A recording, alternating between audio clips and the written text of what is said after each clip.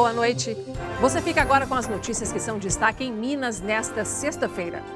Jovem é estuprado em BH, anota a placa do carro e homem é preso em flagrante. Também está preso o suspeito de matar a ex-companheira a facadas. Jovem morre tentando defender a mãe das agressões do namorado. Médico é preso por porte ilegal de 6 armas aqui na capital.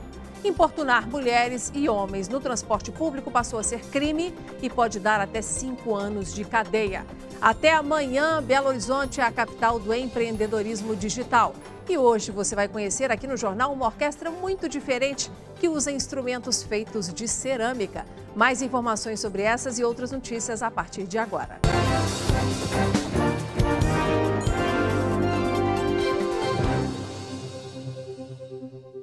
Um homem foi preso suspeito de abusar sexualmente de uma jovem na região da Pampulha, aqui na capital. A polícia conseguiu chegar até o suspeito depois que o carro onde o crime ocorreu foi identificado. Alisson Campos, de 41 anos, passou a tarde prestando depoimento aos policiais. Ele é suspeito de estuprar uma jovem de 19 anos perto da orla da Lagoa da Pampulha. De acordo com os policiais, o crime ocorreu por volta de 00:30. Armado, Alisson apareceu com este carro e obrigou a vítima a entrar nele. Ele também forçou a jovem a manter relações sexuais. Depois do estupro, ele teria fugido do local, dizendo para a moça que era um policial civil. Alisson ainda roubou os documentos da vítima, celular e dinheiro. Sem nada para anotar a placa do veículo, a jovem pegou uma pedra e riscou a própria perna. A vítima, em estado de choque, contou para a polícia que estava no ponto de ônibus voltando para casa depois do trabalho. O veículo pertencia a um policial.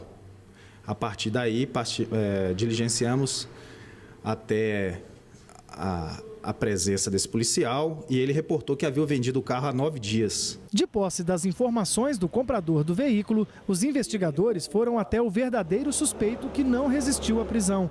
Com ele estavam os pertences da jovem. A arma do crime não foi encontrada. Foi preso hoje o homem que é suspeito de ter matado a ex-companheira em Abaeté, na região central do estado. Essa morte aconteceu na quarta-feira.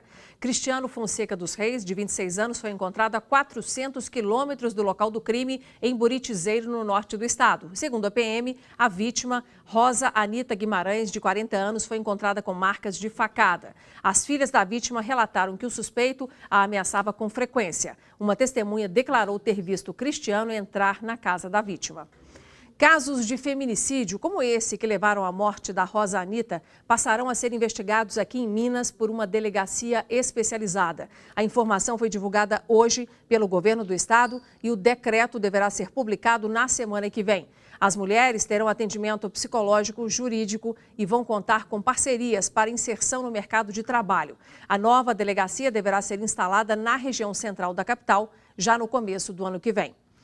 Outra tragédia familiar é notícia nesta edição do nosso jornal. Foi preso o homem suspeito de matar o filho da namorada, aqui, pertinho de BH, em Nova Lima. Quem traz os detalhes é a nossa repórter Luciana Viana, que acompanhou o caso. Luciana, boa noite. Boa noite, Nácia. Boa noite para todo mundo ligado no Jornal Band de Minas. Um jovem de 23 anos acabou perdendo a vida por tentar proteger a mãe das agressões do namorado dela. Esse crime aconteceu ontem à noite em Nova Lima. O casal discutia por causa de ciúme e, ao ver que a mãe estava sendo ameaçada com uma arma pelo suspeito, o jovem entrou então na frente dela e acabou sendo atingido por um dos 2 disparos. Ele não resistiu aos ferimentos e morreu ali mesmo no local. O suspeito fugiu lá do local, mas acabou sendo detido pela polícia. Ele que já tem passagem, né, pela polícia por lesão corporal. A arma do crime ainda não foi localizada.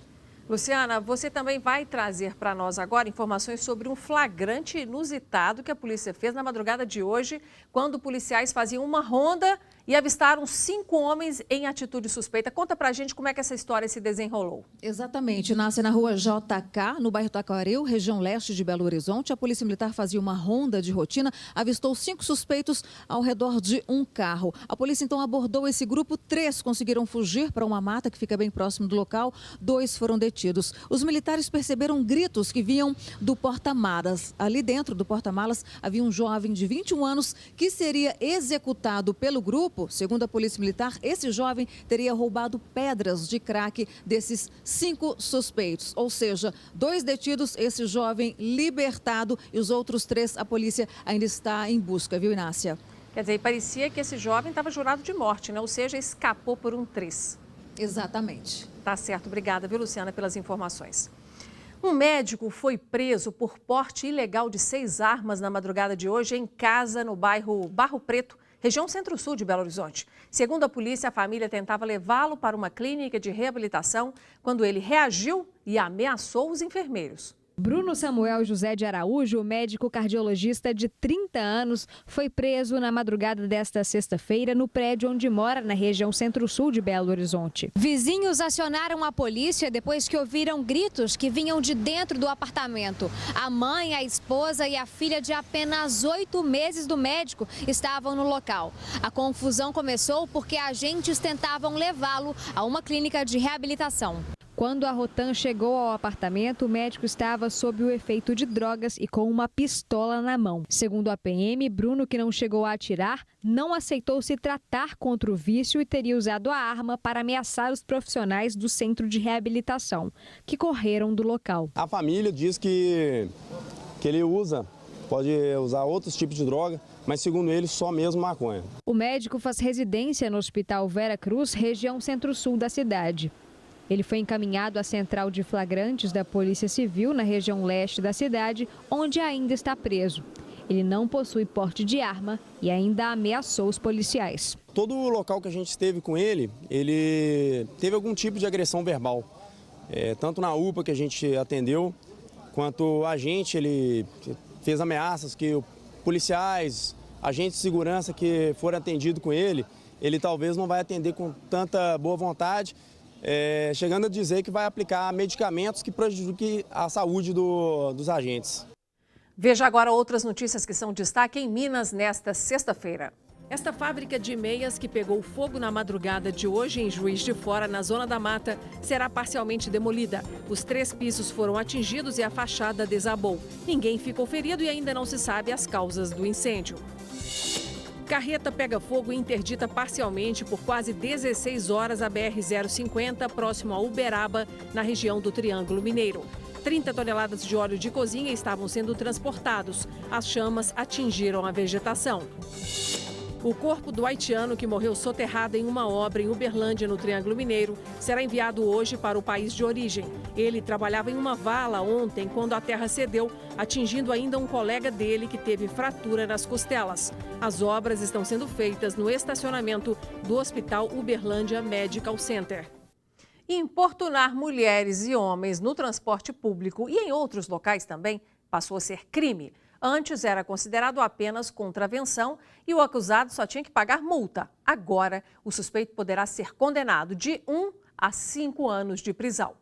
Essa mulher, que prefere não se identificar, já foi assediada dentro de um coletivo. E não foi só essa vez. Também aconteceu dentro do metrô e da van escolar que a transportava da faculdade para casa. Uma vez, quando ele estava me levando embora para casa, e era umas 9 horas da noite, mais ou menos, e ele começou a passar a mão em mim, me puxar e falar assim: ah, você tá bem? Por que você tá escondido? Por que você tá redando? Não fica assim não, eu não vou te morder não, vem cá. E passando a mão em mim, no meu cabelo. No caso da van, ela se sentiu constrangida e não denunciou o suspeito, pois ele conhecia a família dela. No metrô e no ônibus, ela sentiu muito medo e ficou calada. Eu não quis comentar, eu não quis divulgar nada, assim, polícia, porque a vítima sempre é a culpada. Em Minas Gerais, entre janeiro e agosto do ano passado, 2017, foram 531 registros de importunação ofensiva ao pudor, de acordo com o Observatório de Segurança Pública Cidadã. E no mesmo período deste ano, 2018, já são 819 casos, quase 300 a mais. Mas o constrangimento pelo qual passam muitas pessoas no transporte público e em outros lugares vai ser tratado de forma diferente, agora que a lei torna crime a importunação sexual, que, segundo esta advogada, deixa de ser considerada contravenção com pena de multa. Agora resultará em prisão com pena de 1 a 5 anos. Isso se o ato não incluir crimes mais graves. Nós não tínhamos no ordenamento brasileiro como dizer qual era o crime quando uma pessoa importunava sexualmente alguém. E como na nossa legislação é muito rígida a questão desse encaixe, alguns juízes entendiam que isso era apenas uma importunação ao pudor, que é uma contravenção penal, que tem apenas a pena de multa.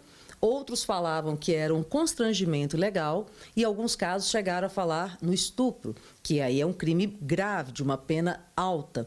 E esse descompasso que havia entre um que ficava numa pena de multa e o outro com uma pena muito elevada, e a reiteração de condutas fez surgir na sociedade brasileira a necessidade de criação de um novo tipo penal. A advogada alerta que qualquer pessoa pode ser vítima desse tipo de crime e orienta como a vítima pode proceder. Registrar essa ocorrência para que daí a justiça possa ter a investigação e posteriormente um processo que vai averiguar se houve ou não o crime. Ela ainda chama atenção para a importância de coletar provas da ação criminosa. Percebeu o que está ocorrendo? É fácil hoje você gravar, tirar uma foto, registrar um áudio para que a polícia tenha condições de fazer o trabalho dela. A partir do momento que a gente começa a ir contra essas coisas, a mostrar a nossa voz, a gritar para o mundo o que está acontecendo conosco, eu acho que a partir disso as coisas vão mudar. A gente não pode se calar. E depois do que aconteceu comigo, eu posso te falar que eu não me calo mais.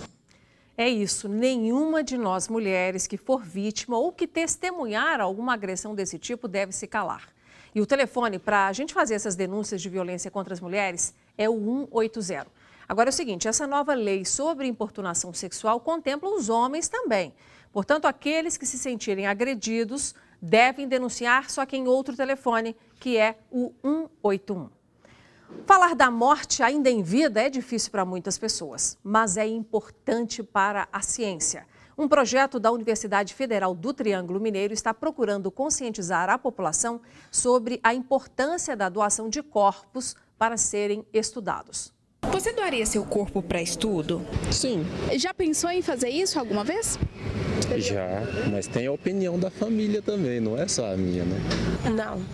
Por quê? Ah, sei lá, acho meio estranho. Se fosse para doar órgãos, né, tudo bem. Mas para estudar o corpo... Pois é, o assunto é polêmico mesmo, mas tem que ser abordado porque faz diferença na formação profissional de muitas pessoas. Na Universidade Federal do Triângulo Mineiro, a qualidade do ensino tem ficado comprometida por conta da falta de material biológico para estudo. O ideal seria que os laboratórios de anatomia tivessem um cadáver para cada 10 estudantes, conforme prevê o Ministério da Educação. Mas aqui na UFTM, a realidade é bem diferente. A proporção é de 1 para 46 alunos. E a cada ano, o número de corpos destinados à ciência diminui mais. A falta de conhecimento da população sobre a possibilidade de se registrar, né, o interesse de doação do corpo para a ciência. Então, a principal dificuldade é essa. A gente aponta também as questões burocráticas, né? Para garantir o aprendizado desses jovens, existem alternativas. Uma delas é o estudo em réplicas, mas por mais avançadas que sejam as tecnologias hoje em dia, o corpo humano ainda é insubstituível. Quanto mais a gente tiver contato com mais próximo dessa realidade, melhor vai ser. E eu acho que o estudo no corpo, ele proporciona isso, ele proporciona que a gente consiga vislumbrar a realidade do tecido como ele realmente é. A disciplina de anatomia é base para todos os cursos de graduação na área da saúde. Então, para reverter esse cenário e melhorar o ensino, a universidade lançou o projeto Eternos pela Vida. Esta mulher, que preferiu não se identificar, participa. Há um ano, registrou em cartório o interesse de fazer a doação do seu corpo. Uma finalidade de caridade e uma ajuda, uma oportunidade deles estudarem das doenças que eu já tive, que eu venci. As pessoas interessadas em doar o próprio corpo para a Universidade Federal do Triângulo devem agendar um encontro com a equipe de anatomia e depois registrar esse desejo em cartório. Pelo menos 213 mil títulos de eleitor foram cancelados em Betim, Contagem, Uberaba e Uberlândia porque os eleitores não cadastraram a biometria e então não poderão votar neste ano. A partir do dia 5 de novembro, o eleitor poderá então procurar o cartório eleitoral para justificar a ausência e então fazer a biometria. Foi realizado hoje em Belo Horizonte o Dia D para a inclusão do trabalhador com deficiência no mercado. Centenas de pessoas foram em busca de uma oportunidade. Pessoas de olho em uma oportunidade. 600 vagas estiveram disponíveis durante o dia no posto do Cine, montado no Dia D pela inclusão do trabalhador com deficiência no hall da Assembleia Legislativa de Minas Gerais. O Adriano sofreu um acidente de trabalho e perdeu os movimentos de um dos punhos. Agora, ele que trabalhava como pedreiro vai se candidatar a uma vaga para tentar se reinventar profissionalmente. Eu vou fazer um curso de informática completo. E eu estava pensando em fazer a parte de eletrônica. 80 empresas que precisam cumprir a cota para deficientes e foram notificadas pelo Ministério do Trabalho disponibilizaram as vagas. A lei determina que empresas com 100 ou mais funcionários são obrigadas a preencher de 2% a 5% de seus cargos com funcionários em reabilitação ou pessoas portadoras de deficiência. O nosso objetivo jamais é de autuação. O nosso objetivo é que essas pessoas estejam no mercado de trabalho. Então são indicadas entidades, o próprio Cine, obviamente, que faz a intermediação da mão de obra e outras situações como aprendizagem profissional para que seja feita a qualificação. E também projetos que o Ministério tem para favorecer a inclusão dessas pessoas. Se a empresa não se submete a nenhuma dessas regras e se recusa na contratação, aí realmente a gente autua. Em Minas Gerais, hoje existem 900 mil pessoas com deficiência e 27 mil vagas em aberto para esses trabalhadores. 31 mil pessoas com necessidades especiais estão empregadas formalmente. 92% das pessoas com deficiência que trabalham no Brasil estão em empresas que precisam cumprir as cotas. Política necessária para que elas consigam uma oportunidade no mercado de trabalho. O que nós temos percebido em relação às empresas é que elas não conseguem preencher as vagas oferecidas porque elas escolhem a deficiência, elas não escolhem o deficiente. Elas querem pessoas com deficiências leves, elas não querem construir rampa de acesso na empresa. Eles precisam olhar para uma pessoa com deficiência e ver qual é a capacidade, quais são as competências, habilidades, aptidões. Em um cenário de alta do desemprego, com 1.200.000 pessoas sem trabalho em Minas Gerais, segundo o IBGE, as oportunidades ficam ainda mais difíceis de aparecer para quem tem necessidades especiais. As pessoas com deficiência têm os mesmos direitos das pessoas sem deficiência. Têm os mesmos deveres, estudam, pagam seus impostos. Necessariamente, elas têm que ter os mesmos benefícios de quaisquer cidadãos. Com certeza, né? As vagas que não foram preenchidas hoje continuarão disponíveis nos postos do Cine aqui em BH. E você vai ver a seguir que grandes nomes do mercado digital estão participando do FIRE 2018, um dos maiores eventos da América Latina, que antecipa as tendências da internet aqui em BH.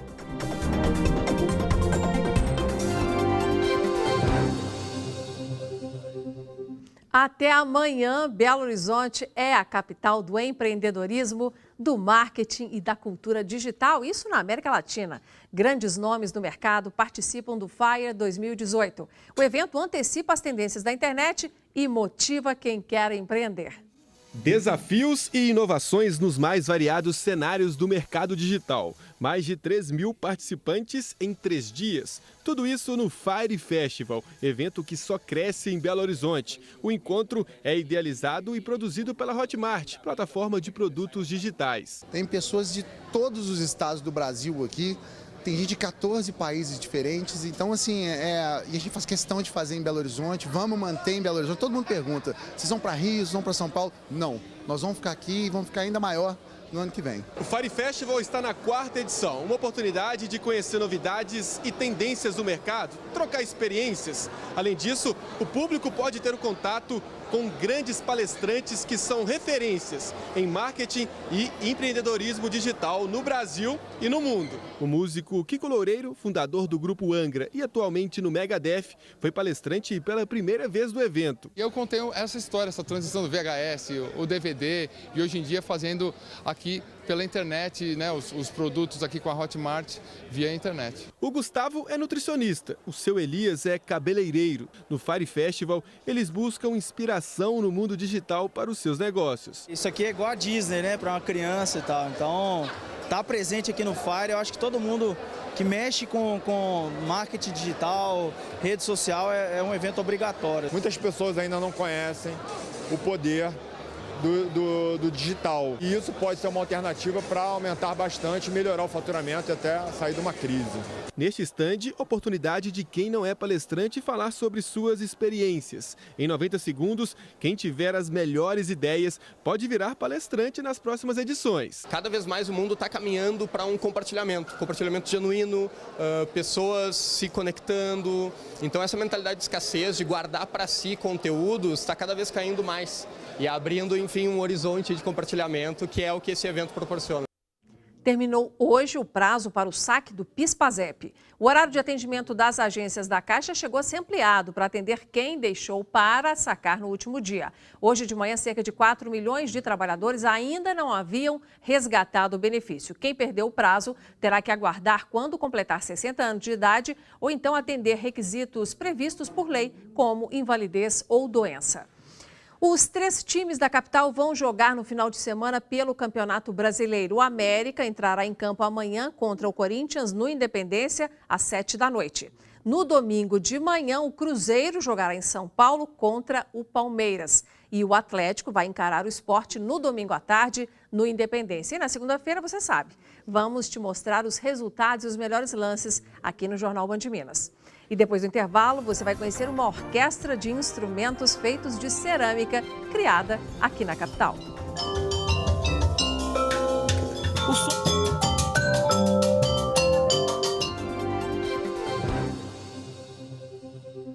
Foi prorrogado até quarta-feira, dia 3 de outubro, a campanha de vacinação de cães e gatos contra a raiva aqui em Belo Horizonte.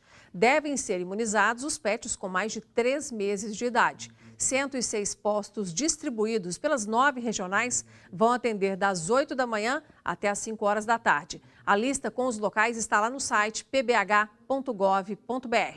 E para a gente fechar o jornal, vamos te apresentar uma orquestra muito diferente, criada a partir de instrumentos feitos de cerâmica. O som lembra o de sinos e podem ser criadas aí mais de 54 notas musicais diferentes.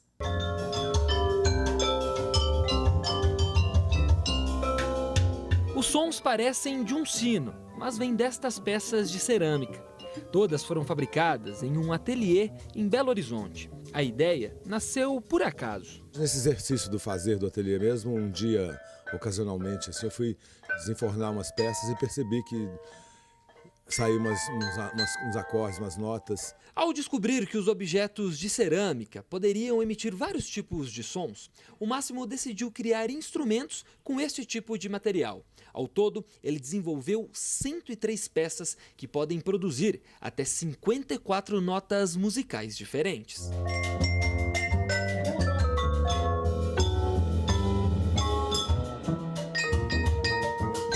A variedade de sons é possível por causa da mistura de materiais como argilas, quartzos e um elemento de fusão fundamental. Esse mineral chama agamatolito. É um mineral que ocorre com alguma raridade, assim. Ele tem aqui em Pará de Minas, tem na China.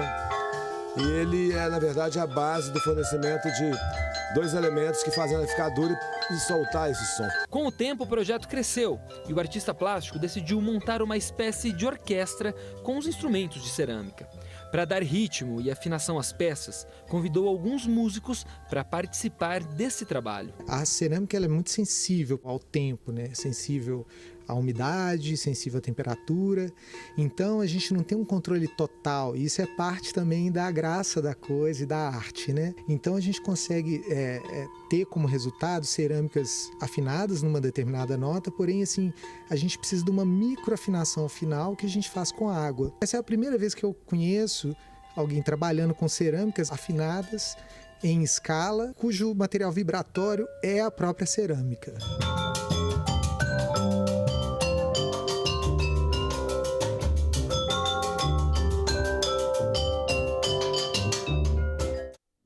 surpreendente. Bom, e antes do tchau, eu quero renovar a nossa parceria para que você continue nos enviando informações sobre os problemas que você, seus amigos e familiares têm enfrentado aí na sua rua, no seu bairro ou, quem sabe, até perto do seu trabalho. Anote o nosso WhatsApp, que é o 31 99 772 7663. Querendo rever as nossas reportagens, youtube.com/TV Band Minas. Ficamos por aqui. Obrigada pela sua atenção e até segunda.